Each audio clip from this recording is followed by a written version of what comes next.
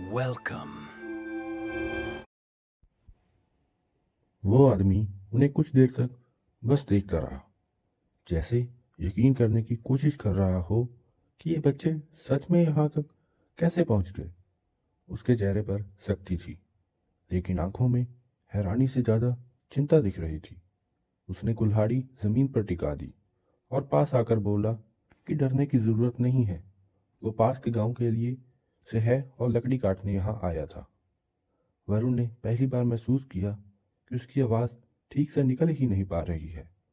गला सूखा हुआ था, होंठ फटे हुए थे। अमन ने जैसे तैसे बताया कि स्कूल की ट्रिप थी, अचानक बाढ़ आ गई और सब बिखर गए और वो लोग जंगल में भटकते हुए यहाँ तक आ गए। आदमी ने गहरी सांस ली और चारों तरफ देखा। उसने कहा कि अभी अंधेरा होने में ज़्यादा वक्त नहीं है और इस जंगल में रात को रुकना बच्चों के लिए ठीक नहीं है। रास्ता है लेकिन आसान नहीं। पास का गांव सीधे रास्ते में दिखता नहीं है, पहाड़ियां को पार कर कर ही वहां पहुंचा जा सकता है। उसने सबको बैठने को कहा और अपने झोले से एक छोटी सी बोतल निकाली। उसमें पानी था, बहुत ज़्यादा नहीं, लेकिन उस वक्त वो पानी किसी खजाने से कम नहीं था। सबने बारी बारी से दो दो घूंट पानी पिया। पानी गले से उतरते ही शरीर में थोड़ी जान लौटी।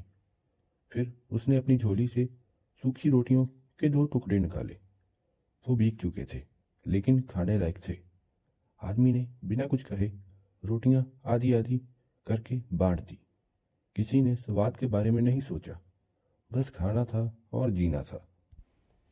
थोड़ा आराम करने के बाद वो लोग फिर चल पड़े। अब वो आदमी आगे आगे चल रहा था। उसके कदम मजबूत थे, जैसे वो रास्ते को जानता हो। वरुण बीच बीच में पीछे मुड़कर देखता था कि सब साथ हैं या नहीं। अंधेरा धीरे धीरे गहराने लगा था। जंगल का रंग बदल रहा था। आवाजें फिर से लौटने लगी थीं। रास्ता कई जगह बहुत संकरा था। कहीं कहीं पत्थर गीले थे और फिसलने का डर भी था। एक जगह छोटा सा नाला आया, जिसमें पानी अभी भी तेज बह रहा था। आदमी ने बताया कि बारिश के बाद ये नाले अचानक खतरनाक हो जाते हैं। उसने सबको एक एक करके पकड़कर पार कराया। रोहन का पैर अब और दुखने लगा था। हर कदम उसके लिए मुश्किल था। अमन और वरुण उसे सहारा दे रहे थे। किसी ने शिकायत नहीं की।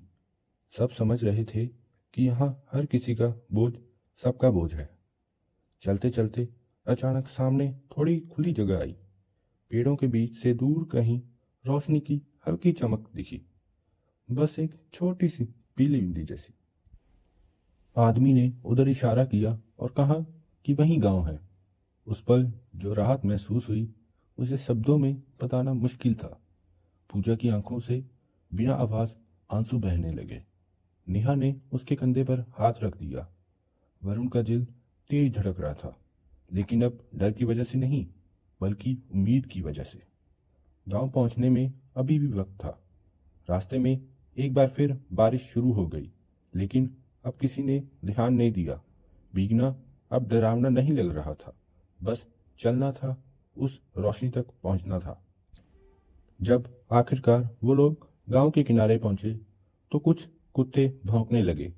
घरों से लोग बाहर निकले। किसी ने टॉर्च जलाई। किसी ने पूछा कि कौन है ये लोग। लकड़हारे ने जल्दी जल्दी सब सच बताया। गांव वालों ने बिना देर किए बच्चों को अंदर बैठाया। किसी ने कंबल दिया, किसी ने गर्म पानी, किसी ने मोबाइल निकाला और बाहर नेटवर्क पकड़कर फोन करने लगा। पहली बार किसी के मोबाइल में रिंगटोन की आवाज़ सुनकर वरुण को ऐसे लगा जैसे वो किसी और दुनिया में आ गया हो। थोड़ी देर में पता चला कि स्कूल के टीचर्स और बाकी बच्चे दूसरी तरफ सुरक्षित मिल गए थे और रेस्क्यू टीम जंगल में तलाश कर रही थी। जब खबर दी गई कि ये बच्चे भी मिल गए हैं, तो फोन के उस तरफ रोने की आवाज़ आई। वरुण ने अपनी माँ की आवाज़ सुनी। वो कुछ बोल नहीं पाया, बस चुपचाप फोन कान से लगाए रखा। उस रात किसी को ठीक से नींद नहीं आई, लेकिन अब डर की वजह से नहीं, थकान, राहत और उस सफ़र की तस्वीरें आंखों के सामने घूमती रहीं। जंगल, पानी, अंधेरा, आवाजें, सब कुछ। अगले दिन जब रेस्क्यू टीम आई और उन्हें बाहर ले जाया गया तो जंगल वैसा ही था, शांत, हरा और जैसे कुछ हुआ ही ना हो। लेकिन वरुण जानता था कि वो जंगल अब उसकी जिंदगी का एक हिस्सा बन चुका है। वो वहां से सिर्फ बाहर नहीं निकला था, वो वहां से थोड़ा बड़ा होकर बाहर निकला था। डरा हुआ नहीं, बल्कि समझदार। अकेला नहीं, बल्कि ये जानकर कि साथ हो तो सबसे